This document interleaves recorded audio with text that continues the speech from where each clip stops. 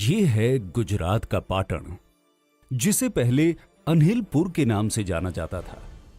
पाटण गुजरात की पूर्व राजधानी भी रहा है। यहां है रानी की वाव, एक ऐसा स्मारक जो बेहद खूबसूरत और अद्भुत होने के साथ ही आधुनिक इंजीनियरिंग की दुनिया को भी आश्चर्यचकित करता है।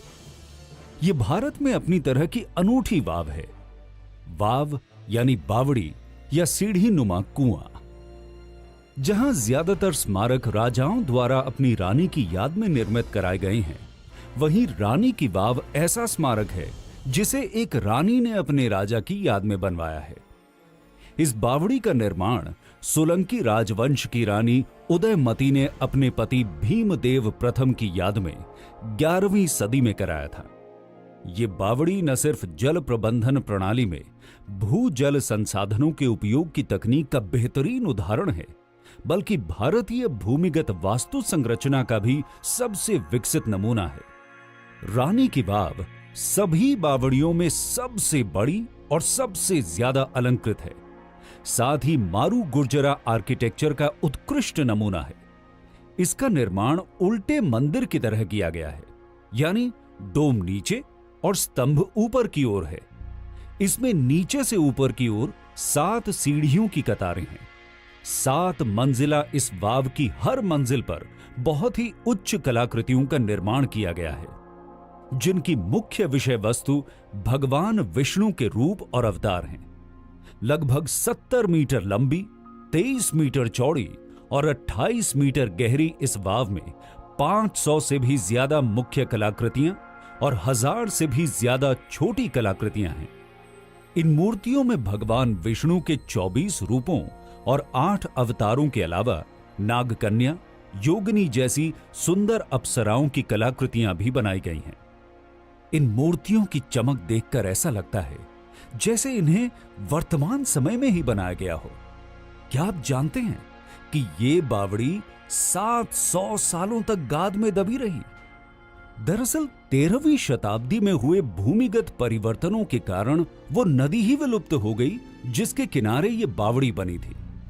बताया जाता है कि भूमिगत प्लेटों के खिसकाव के कारण इस क्षेत्र में बाढ़ आई और बाढ़ थमने के बाद ये क्षेत्र गाद में दब गया।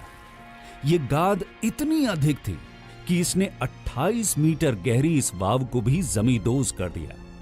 वाव के लंबे समय तक गाद में दबे रहने को ही इन मूर्तियों की चमक का कारण माना जाता है। रानी की वाव को दोबारा ढूंढ निकालने के पीछे भी एक लंबी कहानी है।